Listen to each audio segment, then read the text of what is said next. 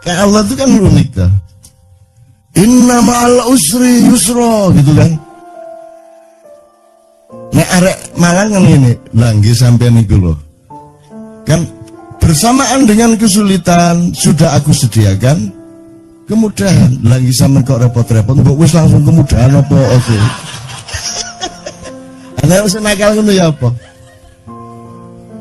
Semua orang di Indonesia kalau pidato syukur kepada Allah yang telah memberi kesehatan kita hari ini dan tidak lupa kepada junjungan Nabi besar Muhammad SAW yang telah membawa kita dari kegelapan menuju cahaya. Itu sangat senakal. Gusti Allah yang repot-repot ya. Mbok wis langsung cahaya apa ose dadak kegelapan barang gitu loh.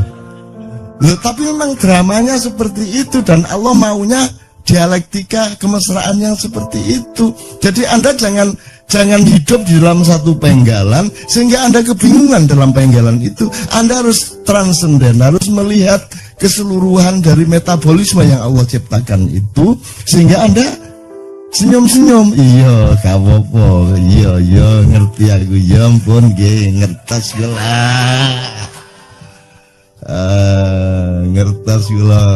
Ya makanya kan kata rahasia, Ustaz ya, tolong dalam tasawuf, kata rahasia itu kan sangat mesra. Kalau sudah Allah ngomong sirrun, asrarun gitu ya, itu kan salah satu kemesraan itu karena kita punya rahasia, punya ketidaktahuan, punya kesulitan, punya kebingungan. Kalau kita nggak punya kesulitan, gak enak. Makanya ya, saya doakan Anda penuh kesulitan hidup Anda. Oke teman sekalian, alhamdulillah. Pokoknya pulang dari sini ingat ya, kamu harus masing-masing sendiri dan kamu harus menemukan. Oh enggak masalah, saya cari keris kok. Saya cari keris dan pasti pedangnya dapat, pasti cangkulnya dapat. Percaya itu, percaya. Kamu kalau enggak percaya itu ya dapat. Acul lah, gak bisa macul. Menurut dia, pemerintahmu iso macul gak? Enggak, maksudnya Pacul itu kan manajemen ekonomi, manajemen fiskal, keuangan, whatever, ya toh. Nah, menurut kamu pemerintahan kita yang paling pinter nyangkul yang mana? Lapangan Banteng, Menteri Keuangan, dah. Oke, monggo itu penilaian Anda. Tapi pokoknya sekarang ini kita sudah maksudnya begini. Menteri Keuangan tuh pinter nyangkul, ya. Tapi dia nyangkul tuh bukan buat bangsanya ini, tapi buat bangsa orang lain. Ya. Dan sayangnya dia nggak nyangka kalau dia itu adalah pekerja rodi gitu. Pada prinsipnya gitu ya.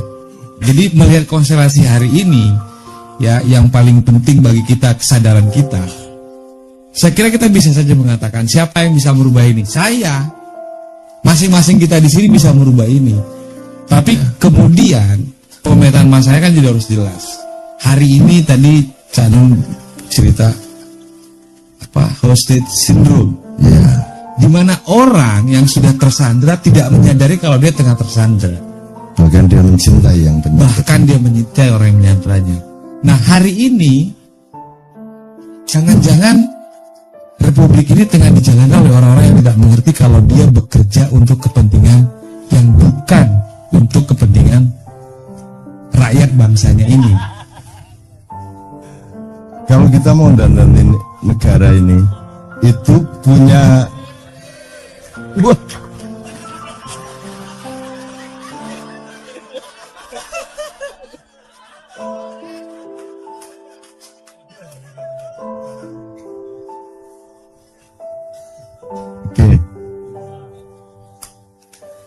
itu ada nggak model yang akan kita tiru atau kita tuju gitu?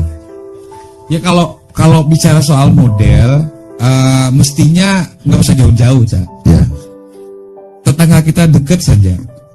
Misalnya untuk satu contoh gitu ya, Singapura itu yang katanya sudah sangat apa-apa mahal dan seterusnya, sangat mengejutkan. Sekolah dari SD sampai SMA itu negara yang urus. Kalau mau masuk sekolah swasta itu urusanmu. Kalau mau kuliah di perguruan tinggi negeri itu bisa dapat beasiswa 85%. Jika lulus bekerja 3 tahun di pemerintahan. Ya. Setelah itu baru boleh bekerja di tempat yang lain. Itu satu. Yang kedua, transportasi umum di sana sudah disediakan. Dan yang paling menarik, rumah pun sudah ada yang disediakan oleh pemerintah untuk disewa oleh masyarakat. Dan rumah itu jangan coba-coba ganggu di luar-luarnya. Mau dicat, mau diapa, dibagusin, Anda kena penjara, masuk penjara. Karena itu melanggar hukum. Yang hanya boleh dibenahi hanya di dalamnya saja. Catlah dalamnya, perbaiki di dalamnya gitu ya. Mereka punya semua bentuk yang kemudian bisa mensejahterakan lah sebagian besar rakyatnya. Singapura itu tidak punya ladang minyak, tapi mereka punya 12 kilang refinery, Cak. Oleh karena itu, semua minyak mentah yang di Indonesia jangan-jangan parkir di sana, lalu jadi BBM, baru diimpor ke sini. Ya. Nah ini kan kalau bicara soal model, Jerman itu sebuah negara yang sudah sangat maju, ya, industri juga. Di sana itu orang bicara BBM-nya harga pasar, ya, harga berubah tiap hari. Iya, tapi transportasi umumnya di sana semua gratis kok. Sekolah semua gratis. Bahkan saya perguruan tinggi, berobat, teman saya dapat beasiswa ke sana. Ada asuransinya. Pulang ke Indonesia, dirawat di sini, sampai di sana diganti sama asuransi yang orang ikut pendidikan beasiswa di sana. Artinya modelnya itu ada. Alatnya di mana aja? Jagain APBN kita aja. APBN kita itu kan mengelola. Maksudnya saya disuruh jagain APBN. Jadi gini.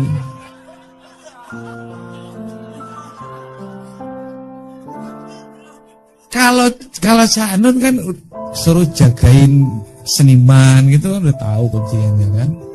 Sekarang kita kenapa mesti jagain APBN? Karena di dalam APBN itu aja semua rahmat Allah sama kita ini ya dikelola sedemikian rupa. Bumi, air, manusianya. Oke. Nah, jadi pendapatan negara. Setelah dia jadi pendapatan negara, maka kemudian dia dibelanjakan. Jadi kan kita bisa ngelola. Gini, kalau jaga BBN, jadi kuncinya ya. Oke. Itu saya menormalnya kan harus pakai pedang.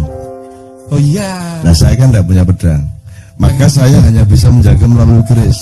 Sedangkan keris ini milik Allah, jadi saya perlu izin Allah. Tentu, Cak. Gitu. Bagi saya sendiri juga, saya menganggap saya meniatkan ya. Karena saya percaya, kayak kata Cak Nun tadi, bahwa kita ini bukan siapa-siapa kok. Udah disebutin, wa ma khalaqtul jinna wal insa illa liya'budun. Kita tuh saya juga hafal itu.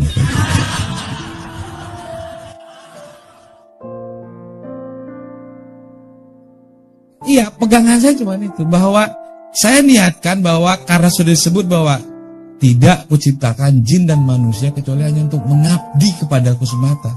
Bahwa kita ini abdi loh. Selesai kita bersyahadat, percaya rukun Islam, memberikan gitu. Sip Ardi, gini, ini kan semua teman-teman ini bukan keranjang yang kita masuki bahan-bahan. Mereka ini kan mesin pengolah. Nanti pulang mereka mengolah. Ya. Jadi yang kita kasih ini kan pancingan-pancingan gitu Mas Ardi. Beberapa hal bisa kita tiru dari Singapura, dari Jerman. Beberapa hal lain kita juga bisa mengacu ke Jepang, ke Korea, mungkin ke Amerika, no problem ya. Tapi saya pribadi kalau disuruh negara Indonesia ini menjadi seperti Singapura, saya tidak mau. Kalau disuruh seperti Amerika, tidak mau saya. Kalau disuruh seperti Hong Kong, Cina, Korea, Jepang, tidak mau saya. Tapi kalau kita belajar beberapa hal kepada mereka, saya oke. Tapi kalau kita ingin maju menjadi seperti mereka, aku mau. wis gak iso maiyahan. Iya.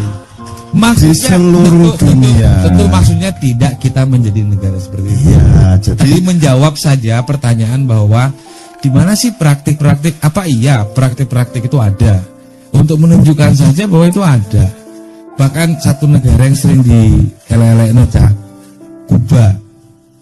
Itu kan cerita tentang Kuba, mana ada yang bagus yang kita dengar. Tapi ketika sampai di sana, Kuba bagus. di sana situasinya baik-baik saja. Kuba itu nggak punya utang, Nggak punya nggak utang. ada orang buta huruf, ya toh, nggak ada maling, beres semua. Dan satu hal lagi, mereka punya regulasi yang cukup ketat. Kalau kita yang namanya turis asing, itu berlaku harga turis asing. Jadi ada harga warga negara, ada harga turis asing. Yang itu jelas lebih mahal. Karena mereka punya mutiara yang namanya Fidel Castro. Nah, Kita punyanya kerikil, ya toh. Karena mutiaranya dibuang. Mutiara dalam Islam dibuang, betul nggak? Mutiara di dalam kehidupan budaya dibuang, mutiara dalam kehidupan politik dibuang, di kehidupan apa aja mutiara dibuang. Kita hormati ketika SD, SMP, SMA tok, begitu naik mahasiswa dia harus ikut kerikil, betul enggak? Kalau Olimpiade SD, SMP, SMA menang terus kita sedunia, kita ini mutiara bangsanya. Tapi begitu jadi mahasiswa dia sudah mulai berpikir mencangkul bagaimana punya pedang ikut punya pedang kan gitu, akhirnya kerisnya hilang dan sekarang sudah memuncak semua itu.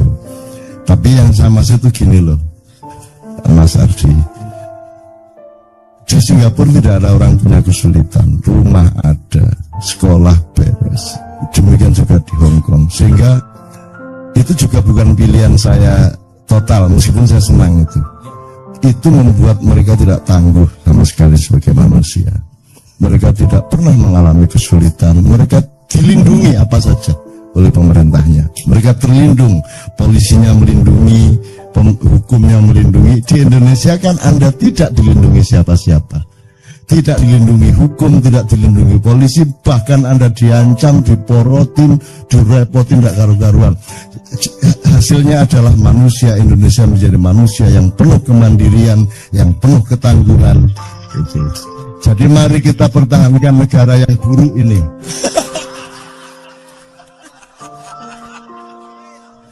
Nah itu dialektika namanya Mas. Hidup itu pilihannya seperti itu, dinamis gitu ya. Jadi saya mencoba menjadi partner Anda, sparring partner Anda untuk menunjukkan sisi yang lain supaya Anda tidak hitam putih. Gitu loh, ya. Satu. Nomor dua, ya nggak ada dong negara yang seburuk ini saja kebudayaannya dan kehidupan sehari-harinya paling nyaman di seluruh dunia. Nggak ada di seluruh dunia orang bisa kumpul beribu-ribu orang sampai jam 3 pagi, jam 4 pagi, sampai besok malam juga tidak ada masalah toh. Ya toh. Dan saya di daerah-daerah itu nutup jalan besar, jalan Pantura ditutup, udah karu-karuan bus. Sampai jam berapapun tidak ada masalah. Terus saya suruh hidup di Singapura. Telung dino aku wis tak obong kabeh sih. Mal. Ngerokok gak oleh. Golek bajigur gak ono, golek sego pecel gak ono, golek konco guyon angel, wong kabeh betutut kabeh. Terus gaya apa urip ngene? Demikian juga di Amerika, di Korea. Makanya nyuwun sewu Ustaz Somad, saya kan selalu diminta mengayomi anak-anak saya di Korea, di Taiwan, Makau, Hong Kong. Saya ke sana syaratnya saya mau rutin ke sana sama Mbak Novia dan Kiai Kanjeng dengan syarat saya bukan ustadz. Syaratnya adalah saya bapakmu, Mbak Novia ibumu, saya datang. Maka kamu tidak boleh bertransaksi kepada saya. Kamu tidak usah repot-repot jemput saya akan datang sendiri, tenang aja, tidak usah nyewain mobil, tempatnya seadanya yang kalian mampu. Itu. Nah, kenapa? Karena saya tidak tega sama orang Hong Kong. Saya tidak tega sama orang Korea. Saya tidak tega sama orang Taiwan. Mereka hidupnya penuh penderitaan. Mereka hidup di buku-buku Doro, ditumpuk-tumpuk. Hidup di apartemen sempit 4x4 meter. Mereka tidak punya halaman rumah. Mereka tidak punya burung perkutut. Mereka tidak punya pagar. Mereka tidak punya tetangga. Karena mereka tidak kenal siapa di kiri kanannya. Mereka tidak punya yang semua kita punya di sini. Mereka tidak punya sholawatan. Mereka tidak punya campur sari. Mereka tidak punya dangdut. Mereka tidak punya sholat tahajud. Ya, mereka tidak punya apa-apa. Mereka menderita. Mereka cuma tahu satu hal, bekerja dari jam 8 pagi sampai jam 8 malam. Karena selama bekerja, mereka hanya ingat pekerjaannya dan lupa siapa dirinya. Sehingga mereka tidak cemas selama bekerja. Begitu mereka selesai bekerja, Ardi, mereka baru ingat bahwa dia adalah dirinya. Sementara dia tidak kenal siapa dirinya. Loh, iki aku ta. Aku iki sapa sih, Rek? Nah, mereka bertanya. Mereka tidak mengerti surga neraka. Mereka tidak punya lauhil mahfud. Mereka tidak punya Jibril, Mikael, Israfil. Mereka kesepian. Mereka tidak punya Jin Efrit. Mereka tidak punya Kiai Grengsing di Gunung Merapi, Mbak Jumadil Kubro yang mengurusi wedhus gembel. Mereka tidak punya siapa-siapa. Mereka kesepian. Mereka tidak tahu dari mana asalnya dan tidak mengerti akan kemana besok-besok setelah mati. Kasihan mereka. Maka kita kirim TKW ke sana. Gitu. Mereka jadi bahagia. Dipertahankan anak-anak kita di sana itu oleh keluarga-keluarga, oleh perusahaan-perusahaan dan oleh pemerintah. Mereka takut kalau kehilangan kita. Karena dengan kita mereka denger-ngereng sholatullah, salamullah gitu. Ini ketenangan nih. Jadi saya tuh tidak tega sama mereka. Bukan saya menyantuni TKW. Wong TKW kita itu karena pengalamannya menjadi manusia tangguh di sini, di sana mereka lebih tangguh dari juragannya. Sing nyentak itu arek-arek.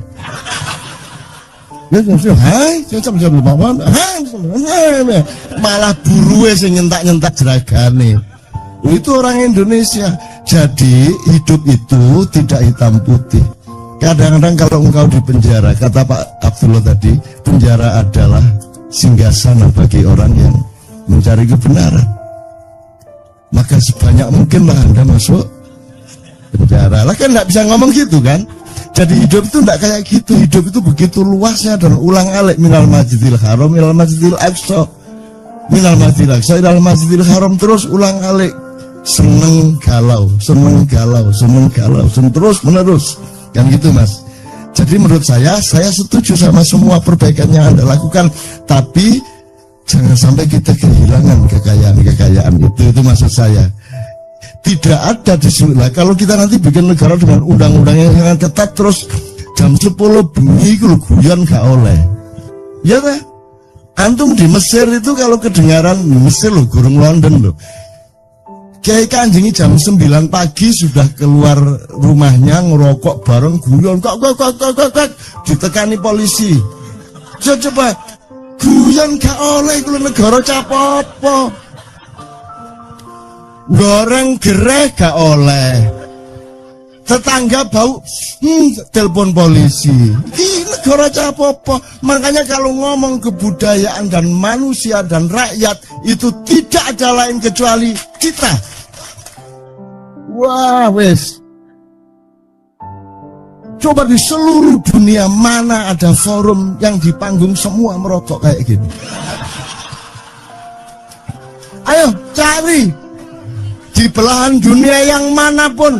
Dan semua datang dan semua tanpa batas. Tidak perlu ada perlindungan, tidak perlu ada keamanan, betul enggak? Tidak perlu dijaga siapa-siapa. Karena kita adalah orang yang menjaga, bukan orang yang dijaga. Kan begitu. Kita semua adalah orang yang memelihara republik ini, bukan orang yang mengancam republik ini. Gitu loh. Bahkan kita jaga wis kono nyolong sakake sakarep. Itu bingung, iki cek bingung iki aku bingung.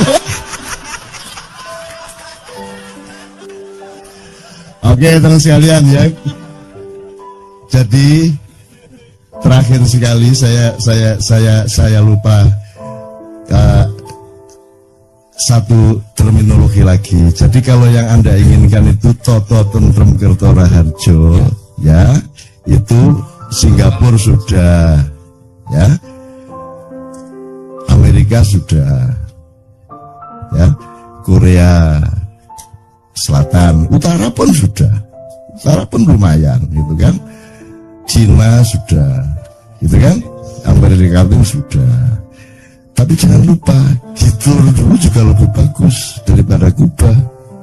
Jangan lupa, Fir'aun itu bertahan 1300 tahun itu dinastinya karena sudah Toto Tentrem Kertoraharjo Gemah Ripah Loh Jinawi. Kalau cuma itu cita-cita kita, Hitler juga sudah mencapai, Fir'aun juga sudah mencapai. Tapi di dalam prinsip dari Allah, itu semua dirumuskan dengan baldatun thayyibatun, titik. Itu cukup udah merumuskan semuanya tadi. Tapi Allah memberi dimensi berikutnya, itu Warabbul Ghafur. Silakan sejahtera, tapi ada enggak sesuatu yang aku marah? Tapi kalaupun ada, asal engkau tidak besar-besar benar kesalahanmu, aku masih menyiapkan ghafurku untukmu. Aku masih Warabbul Ghafur, aku. Jadi pedoman hidup kita sederhana. Malam sebelum tidur dihitung kembali yang mana yang Rabbul Ghafur, yang mana yang tidak Rabbul Ghafur dari perbuatan saya sehari ini. Cuman itu tok, sederhana sekali. Itu. Nah, Rabbul Ghafur ini tidak dipenuhi oleh seluruh dunia. Gitu loh. Kalau jadi mending mana sekarang? Kita tidak begitu sejahtera, tapi kita berjuang terus sampai Allah terharu sehingga pasti kita diampuni. Meskipun kita tetap miskin-miskin juga, tapi Allah mengampuni. Kita kaya raya, beres, bareng-bareng maling, makmur, Gemah Ripah Loh Jinawi, tapi Allah tidak mengampuni. Yang mana yang dipilih? Saya kembali ke idiom lama. Ada dua rumah, yang satu bertengkar terus sehingga ganggu orang se-RT lah.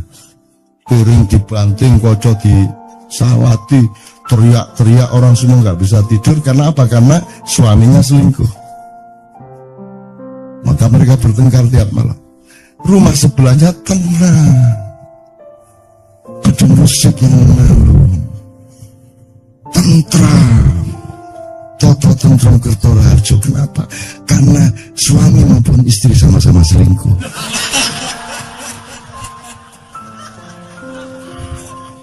Kon milih di, kamu milih yang mana? Yang mana yang namanya Toto? Jadi kalau Toto Tentrem Kertoraharjo itu, Doli juga Toto Tentrem Kertoraharjo. Penuh kelembutan, penuh pelayanan, penuh harum-haruman, betul enggak? Penuh kasih sayang, penuh kenikmatan, Toto Tentrem Kertoraharjo. Nah, udah kalau gitu mari kita bikin Doli nasional. Nah, Mas Adi malam ini belajar bahwa kehidupan lebih luas dari itu. Tapi khususon yang beliau omongkan itu kita dukung sepenuhnya di wilayah itu. Tapi jangan sampai kita kehilangan yang sudah kita punya, kekayaan-kekayaan ini. Karena ini nggak ada di seluruh dunia, Jo. Yang ini guys. Di Malaysia iso nggak ngene iki. Ayo. Nggak bisa di Malaysia begini nih. Kalau di Indonesia pemerintahnya enggak masalah, kenapa? Karena enggak tahu. Ono apa enggak eruh? Ya apa katanya? Jadi enggak masalah, makanya di sini sangat longgar untuk manusia, sangat longgar untuk kebudayaan, sangat longgar untuk silaturahmi, betul enggak? Begitu Anda ke luar negeri, dimanapun kelonggaran itu hilang. Makanya bunuh diri sangat besar di Korea, segala macam. Di Makau itu tak lihat, aduh mesake wong-wong nek lara Indonesia iki ketoke mek gak sekolah tapi mripate plolak-plolok ngene-ngene. Orang sana kan tertib, orang yang dilindungi sejak kecil, orang yang beres semua masalahnya, sehingga mereka tidak punya geni, tidak punya api dari matanya. Kita kan berapi-api. Jadi iki wis suwe kok gak ono gelut iki rek. Golek perkara ndek ngono. Apa lho? Wah, akhirnya pokoknya di seluruh dunia tidak ada orang tawur tanpa sebab, kecuali anak-anak muda Indonesia. Udah, itu di mana aja. Jadi tawur sebagai syariat. Gak enak gak tawur ini. Lo temenan ibu, saya bisa cerita detail soal ini ya, di Malaysia, di Hong Kong, di Korea, saya bisa cerita detail mengenai tawur dan bagaimana cara mengatasinya, siapa tokoh-tokohnya, yang jagoan siapa, yang cuman rame-rame siapa, saya bisa cerita detail. Tapi ini bukan saatnya. Yang penting tolong kita jangan kehilangan ini. Negara mau maju kemanapun harus tetap terjamin kemerdekaan yang penuh kemesraan di dalam kebenaran dan kebaikan. Ini karena beliau tadi mengatakan mengenai penyakit dengki hasad itu tidak di otak tapi di hati. Itu ya. Para Allah dulu meniupkan roh Adam, yang ditiup oleh Allah itu ada tiga macam tiupan roh. Yang satu di kepala sehingga Adam kemudian wahing, terus ditiupkan di dada, di hati, kemudian ditiupkan di perut dan syahwat. Yang ketiga, itu pilihan bagi manusia mau mengelola hidupnya dengan kepemimpinan akal atau kepemimpinan hati atau kepemimpinan syahwat, kan gitu, atau dan butun ya, perut. Satu. Nomor dua, referensinya kalau Anda nanti pulang ada yang sempat besok lah gitu, baca surat An-Nur ayat 35, di situ ada idiom dari Allah. Miskah itu artinya dirimu. Nah, di dalam dirimu itu ada misbah. Misbah itu artinya hatimu. Kemudian al-misbahu fi zujajah. Ya, yang ketiga zujajah. Itu akalmu. Nanti ada pencapaian yakadu zaituha yudhi'u walau lam tamsa sunar. Nanti kalau sudah ada dialektika yang benar, manajemen yang benar antara dada dengan kepala, antara hati dengan akal. Kalau Sunan Kalijogo antara menyambung kembali dengan kayu jati, kepalanya orang-orang dengan dada, dengan tubuhnya orang-orang. Itu sebenarnya lambang dari kalau kamu ingin menemukan kesejatian hidup, maka sambunglah akalmu dengan manajemen yang baik dengan hatimu. Nah, dalam surat An-Nur 35 itu ditunjukkan oleh Allah bahwa kepemimpinan manusia ada pada hatinya dan ada pada akalnya, dan bahaya manusia itu terletak di potensi hatinya. Ini agak terbalik dengan romantisme mainstream kita sekarang yang sangat mendewakan kolbu gitu ya. Dan pada kolbu ini di situ sumber segala mara bahaya juga. Karena dia lebih dekat ke syahwat dibanding akal. Kalau akal itu dilepas di atas sehingga dia jauh dari syahwat. Karena hatimu itu tidak ada batasnya, dia tidak mengerti regulasi.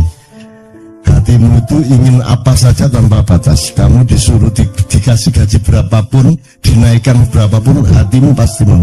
Tapi pikiranmu mengontrolnya.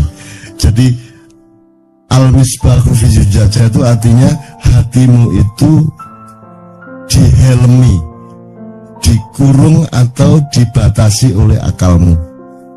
Kalau kamu nurutin hatimu, ingin ini, ingin itu, ingin baik kayak apapun, kamu akan hancur kalau tidak dengan manajemen dari akal. Jadi sebenarnya dulu lebih bagus kalau manajemen kolbu oleh akal atau dengan akal. Kalau kalbu tidak bisa memanage dirinya sendiri, maka Allah kasih akal. Maka manusia itu ciri utamanya adalah diberi akal oleh Allah. Itu kalau Anda lihat bolam ini, itu bolamnya ini kaca yang menyerubungi cahaya itu, yang menyerubungi kabel yang pijar itu namanya akal. Nah, dalam hidup manusia jangan sampai arus cahaya di kabel positif negatif yang ketemu itu melelehkan kacanya. Jadi akal yang mengatur arusnya berapa, wattnya berapa, sehingga tabungnya itu juga menjadi maslahat kedua-duanya, tabung maupun pijarnya. Nah, banyak manusia yang disebut hasad karena di dalamnya penuh arus hasad, maka kacanya pecah, kacanya meleleh, zujajahnya meleleh. Dan itulah yang terjadi di Indonesia. Kalau Anda membaca konstelasi apapun saja itu semua versi kedengkian A atau versi kedengkian B sesungguhnya. Tapi saya tidak bisa ngomong panjang, tapi kuncinya seperti itu, coba Anda teliti kembali. Semua konstelasi yang disebut itu sebenarnya konstelasi yang berasal dari kedengkian suatu kelompok kepada kelompok yang lain. Nah, jadi pikiranmu itu yang makanya kesehatan sumbernya bukan hatimu tapi pikiranmu, karena pikiranmu yang mengatur hatimu.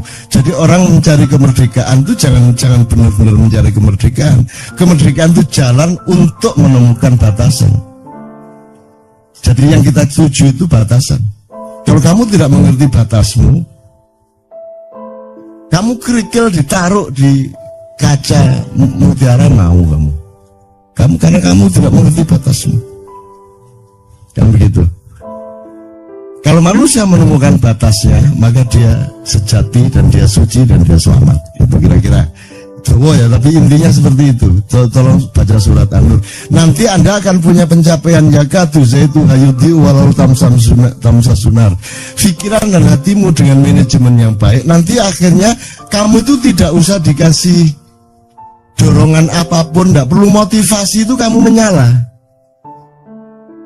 Yudhi'u walau lam tamsa sunar. Kamu itu bisa menyala. Nah, sekarang ini adalah zaman di mana orang tidak bisa menyala, sehingga yang populer sekarang, yang sangat laku sekarang adalah bisnis motivasi.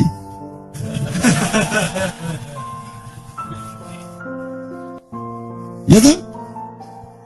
Motivasi. Lu kurang apa kamu cari motivasi? Karena tidak benar manajemenmu itu. Masa saya kata sembahyang butuh motivasi, kata berbuat baik butuh motivasi. Saya sambung sama Asmaul Husna sedikit ya. Saya tanya Mas, kalau ndak ada Quran, ndak ada Islam, Anda tempeleng istri apa tidak? Anda bunuh orang ndak? Anda nyuri ndak? Apa untuk tidak mencuri nunggu Quran dulu? Jadi sesungguhnya Al-Quran itu intinya, energinya dan aspirasinya sudah ada di dalam dirimu. Seandainya tidak ada Islam pun kamu tidak akan berbuat jahat kalau kamu benar-benar manusia sejati. Kan begitu. Nah, ini sudah dikasih Quran, sudah dikasih Asmaul Husna. Kamu tidak kagum lagi sama Asmaul Husna. Tidak ada orang kagum sama Asmaul Husna, diterima begitu aja tanpa perasaan. Wala wajilat wama wajilat qulubuhum, dan tidak bergetar hatinya. Kamu tahu nggak? Emang gimana kamu bisa tahu Tuhan itu? Gimana mau meneliti kayak apa? Mau bertapa kayak apa supaya kamu tahu? Itu nggak mungkin kamu tahu Tuhan. Nggak mungkin mengalami dan mengetahui pemahaman apapun mengenai Allah. Satu-satunya jalan adalah Allah ngasih tahu kamu tentang Dia, betul nggak? Nah, itu prosesnya berabad-abad. Dulu orang tahunya, oh ada dewa perusak, ada dewa pencipta, ada dewa pemelihara, ya dah? Cari-cari itu, alhamdulillah ketemu dikit 3, dan gitu kan? Terus berkembang akhirnya sama Tuhan di shortcut. Udah gini aja. Ini aja, kamu tak kasih tahu siapa saya, ya. Sifat saya itu 99, ya. Saya itu Rahman Rahim, ikonnya. Jadi yang utama dari saya itu hadir ke kamu itu bukan hebat saya, bukan kuat saya, bukan dahsyat saya, bukan kuasa saya, tapi cinta dan kasih sayang saya. Makanya kita selalu tiap hari mengucapkan Bismillahirrahmanirrahim, karena ikon utama Allah itu Rahman Rahim, bukan syadid, wal qawi, wal matin, wal jabbar, wal qahir, wal qahar. Enggak. Itu kekuatan-kekuatan yang hanya kalau terpaksa itu dikeluarkan. Karena Allah ingin bermesraan sama Anda. Yang ditawarkan cinta kok. Wajahnya aja wajah cinta kok. Makanya Rahman Rahim. Sekarang Anda minder, kalau Kristen ajaran kasih, kalau Islam ajaran perang kan gitu. Padahal tiap hari bilang Bismillahirrahmanirrahim. Itu ya teman-teman, saya singkat. Jadi Anda dapat Asmaul Husna itu mbak disyukuri. Masa ada disyukuri? Kenapa? Karena manusia memang konsumtif. Jadi makanya Allah itu selalu memberi firman-firman untuk mendorong penelitian. Coba sekarang tanya kepada dokter yang pernah meneliti, apa ayat penelitian coba? Paling ngomong Iqra gitu dokter. Kamu sebut ayat apa saja, saya tunjukkan bahwa itu dorongan untuk penelitian. Wes, sebutin ayat sendiri. Saya akan tunjukkan kepada kamu itu dorongan untuk penelitian. Misalnya apa? Allahu Akbar. Wes. Itu apa? Itu dorongan untuk penelitian.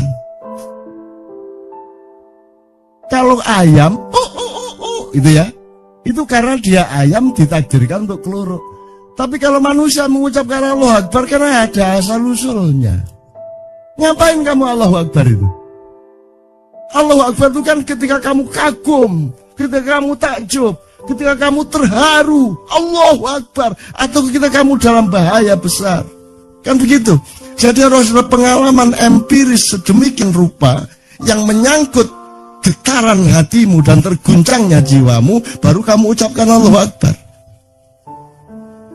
Jadi Allahu Akbar itu output dari peristiwa jiwa Anda yang meneliti macam-macam. Lihat pohon, ya Allah, Allahu Akbar, indah banget. Karena Anda meneliti pohon, melihat cacing, melihat apa-apa. Jadi itu semua harus penelitian dulu baru Allahu Akbar. Apalagi kalimatnya gini, Rabbana ma khalaqta hadza batila. Ya Allah, wahai Tuhan kami, tidak ada yang sia-sia Engkau ciptakan. Tuhan yang ngasih kalimat seperti itu. Kalimatnya kalau Anda ngerti retorika, kan mestinya Tuhan ngomong gini, sesungguhnya tidak ada yang sia-sia yang Aku ciptakan. Inna apa? Kaifastat. Seharusnya kalimatnya Tuhan tuh nggak Rabbana ma khalaqta hadza batila, tapi kalimatnya Allah, wa ma khalaqtu kulla syai'in batilan. Wah, gitu mestinya. Enggak, Tuhan enggak gitu. Tuhan didik kita, mengayomi kita. Kalimatnya itu untuk kamu ucapkan, bukan untuk diucapkan oleh Allah. Manusia yang mengucapkan, wahai Tuhanku, sesungguhnya Engkau tidak sia-sia menciptakan ini. Untuk ngomong gitu kan kamu neliti dulu. Ada apa kok ngomong gak sia-sia? Iya bojo ketok pesek tapi ya Allah, Rabbana ma khalaqta hadza batila. Ketok rada merongos, ketok rada ngene tapi ngabektine poli. Rabbana ma khalaqta gitu loh. Anda mengalami sesuatu karena penelitian dan penghayatan Anda, baru Anda ucapkan Rabbana ma khalaqta hadza batila. Kalau enggak, ngapain tiba-tiba ngomong itu? Hari raya itu Allahu Akbar, Allahu Akbar. Itu malaikat tolak-toleh. Ono apa arek kok ngomong Allahu Akbar? Lu karena hari raya dulu. Lu kalau ngomong Allahu Akbar karena hari raya sama dengan ayam itu berkokok karena dia ayam. Selama Ramadan dia menghayati sesuatu, banyak hal yang dia alami karena puasanya, karena itikafnya, karena tahajudnya, betul enggak?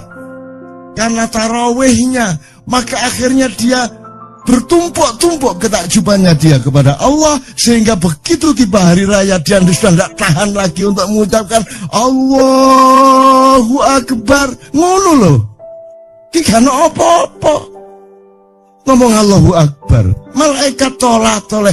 Lalu apa nih gua arek niku? Empu aku yang wis putus asa gendeng kabeh arek iki. Gitu ya teman-teman sekalian ya. Jelas ya. Maka bersyukur Asmaul Husna lewat gitu saja. Padahal semua yang paling dasar ketakjuban. Apa yang melebihi ketakjuban? Lah Anda tidak takjub sama apa-apa. Iya. Bagaimana kalau manusia tanpa ketakjuban? Itu sudah bukan manusia, karena alat-alat utamanya tidak dipakai. Itu kemudian terakhir satu sebelum Mas Tejo ya, Mas Tejo setelah itu monggo, karena Mas Tejo akan mengelaborasi itu dengan pengalaman kebudayaan dan kebatinannya.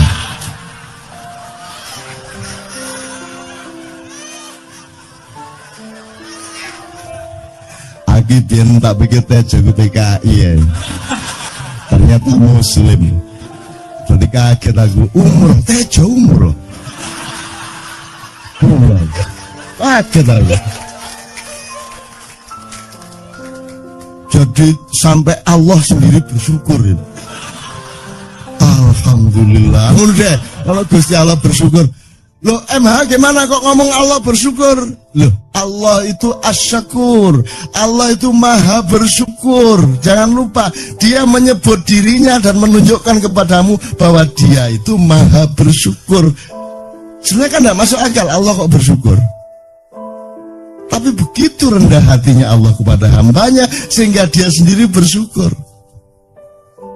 Jadi malaikat, ya Allah, lihat hambamu dari situ Bondo umrah ya Allah. Mana tahu? Itu kan. Terus Allah dingin-dingin saja. Bril, kamu ndak baca Lauhul Mahfuz itu apa? Kenapa? Sudah saya tulis. Tahun sekian, tanggal sekian umroh, nginap di rumahnya Syekh Nur Somad sama Mbak Fatin. Terus saya tulis, kamu udah hafal sih gitu. Sudah saya sendiri yang memberi hidayah kepada dia. Mana mungkin Tejo ingat saya kalau saya tidak mengingatkan dia tentang saya, kan gitu kan. Itu dialog antara Allah sama Jibril pada waktu itu, karanganku dewe. Ya kan untuk kebaikan dan kemesraan kan boleh mereka-reka drama-drama seperti itu ya. Tapi tidak kok terus jadi nas. Menurut Cak Nun lah, kamu yang goblok. Jangan hidup menurut Cak Nun. Hidup sekali kok menurut Cak Nun. Menurut ulama, menurut Syekh ini, menurut Maulana ini, menurut Ibnu Arabi, menurut Ibnu Taimiyah, menurut gak kabeh. Hidup itu menurut Allah, menurut Rasulullah, titik. Ngono. Kok menurut Cak Nun? Salahmu dewe. Ojo hidup menurut Cak Nun ke aku diseret-seret karo pengadilan Gusti Allah. Iki jarene nglakoni ngene mergo awakmu ngono. Lah salahe dheke wong kula mek ngomong kok ngono kok. Ya saja, bener gak? Itu tauhid. Makanya Anda itu jangan sibuk ngomong iman. Harus sudah selesai soal iman itu. Gitu loh. Wah, ini iman kita harus loh. Setok. Kamu itu kalau sudah bertauhid, itu sudah nggak punya jarak iman lagi. Gitu loh. Sudah otomatis itu. Sama istri dia cinta titik, wes. Kalau diucapkan lagi itu untuk alat kemesraan saja, tidak untuk membuktikan, betul nggak? Kamu sama suami bilang I love you, gue kan orang mergo ingin buktikan, tapi untuk alat kemesraan. Membuktikannya kan sebelum nikah, kan gitu. Ini sama Allah juga gitu, jangan sibuk juga wah ini iman. Pengajian meningkatkan iman dan takwa, biar gak meningkat-ningkat. Menek melorot meneh. Iman itu sebenarnya udah ada masalah, udah nggak pernah inget kita iman itu, gitu loh. Kalau teh sudah manis itu udah nggak ingat gula, gitu loh, Rek. Masa teh sus manis bendiro cek ngomong gula suwe kelegen tehmu. Itu ya teman sekalian ya. Jadi tolong Allah itu nolong kita sedemikian rupa dengan kemurahan-kemurahan karena kita tidak mungkin mencapainya. Tak kayak cerita sedikit mengenai anak saya yang kecil. Jadi dia kan, anak saya kecil rampak itu kan nggak mau sekolah. Akhirnya kita rayu berbulan-bulan, akhirnya dia mau masuk TK. Malam itu sebelum dia sudah dirayu ibunya sedemikian rupa, akhirnya dia PKU mau gitu ya. Terus malam kita makan nasi goreng di mana gitu, terus saya tanya bagaimana Mbak besok sekolah, terus dia jawab ya sudahlah gue ini TK gue sebelum masuk ya sudahlah ya gue itu kikian ini bocah kok jawabannya itu seperti jawaban orang umur berapa gitu kan, ya sudahlah gue. Paginya begitu dia mau berangkat, dia nemuin saya dulu, aku mau sekolah tapi saya tanya satu, ya apa? Kenapa sih kan sudah ada ayah dan ibu kok masih harus ada guru? Ya kan guru kan asistennya ayah ibu, karena ayah ibu kan waktunya tidak banyak, maka bikin asisten. Oh gitu ya, untuk bantuin ayah. Oke, terus dia berangkat sekolah. Pulang sekolah langsung menemui saya, ya aku mau tanya ya apa? Agama itu penting kok. Mbok. Bikinnya aku Ustaz langsung tak upload gitu kan. Ngomongnya dengan emosi dan nyenyak itu loh. Bahasa Jogja, ya agama itu penting kok. Wah, dah. Aku terpaksa menjawab dengan spontan gini loh. Kita itu kan sebisa mungkin tahu mengenai hidup kita. Sekarang gimana, kemarin gimana, besok gimana, ada apa saja, itu kita cari tahu, tiap hari kita cari tahu. Tapi ada banyak hal yang kita tidak mungkin tahu, mustahil kita tahu. Misalnya Tuhan itu gimana, alam semesta itu gimana, sebenarnya kita nggak tahu. Nah, satu-satunya jalan Tuhan ngasih tahu kita, Mbak. Terus kita dikasih tahu. Nah, pemberitahuan Tuhan kepada kita itu namanya Al-Quran.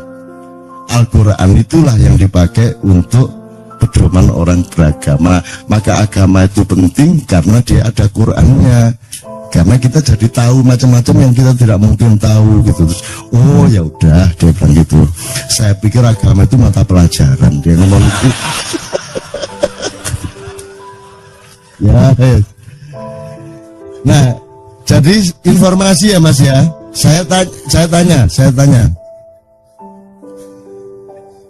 Anda ngerti situasi Prancis hari ini? Nggak, artinya tahu ya? Tahu ya? Yang Anda tahu itu kejadiannya apa beritanya? Beritanya. Oke. Sekarang saya ingin Anda menanyai diri Anda masing-masing. Segala sesuatu yang Anda ketahui ainul yakin dan Anda alami secara otentik dibanding yang Anda ketahui melalui kata, berita, informasi, itu berapa persen kali berapa persen? Banyakan berita 90-10, 80-20,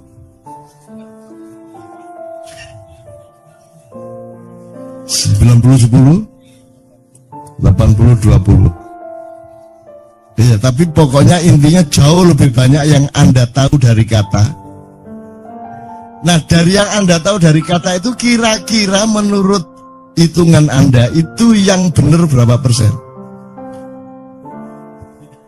20. Jadi jelas ya, kita itu berenang di lautan ketidakbenaran. Kita berenang di lautan yang belum tentu benar, ya. Kita berenang di lautan syubhat kalau bahasa Islam. Jelas ya? Oke. Itu pun pengetahuan Anda mengenai misalnya Perancis. Majalah apa itu namanya? Ya. Itu yang Anda tangkap dari berita dengan kenyataannya kira-kira berapa persen? Kan itu versi tuh, yang Anda ketahui kan versi-versi. Ntar Paus ngomong tersendiri, ya, siapa ngomong kan gitu. Jadi sebenarnya itu bukan pengetahuan, itu kan ilusi. Lebih banyak ilusi yang Anda ketahui. Dan menurut siapa ilmuwan fisika Inggris yang cacat itu? Hawking mengatakan musuhnya fisika itu bukan, musuhnya matematika itu, musuhnya ilmu itu bukan kebodohan, tetapi ilusi. Sementara kita sekarang sudah membuktikan bahwa kita ini dikepung ilusi lebih banyak daripada dikepung kenyataan. Salah satu sebabnya adalah karena Anda mendalami dan memahami kenyataan melalui kata, melalui informasi, melalui huruf. Benar nggak? Itulah sebabnya Rasulullah oleh Allah ditakdirkan menjadi an-nabi al-ummi, nabi yang buta huruf, yang tahu macam-macam tidak karena informasi literer, tidak karena informasi huruf, kata, kalimat, koran, TV dan sebagainya, tapi karena beliau mengalami sendiri. Hakul yakin, ilmu yakin, ainul yakin. Jelas ya? Nah, alangkah indahnya kalau mulai hari ini kita mandi besar, membuang segala yang ilusi-ilusi. Kalau yang ilusi jangan diterus-terusin, jangan ditambahin lagi ilusinya. Mending itu kamu taruh di laci, Anda bergaul sementara waktu dengan yang benar-benar kenyataan, supaya otentik hidupmu, sehingga kamu nanti ketika mengambil keputusan, output apapun dari Anda, memberi rekomendasi, memberi saran, menyuruh, mendidik anak atau apapun itu melalui pijakan otentisitas dari pengetahuan dan makrifat Anda. Kira-kira gitu ya, bener nggak nih?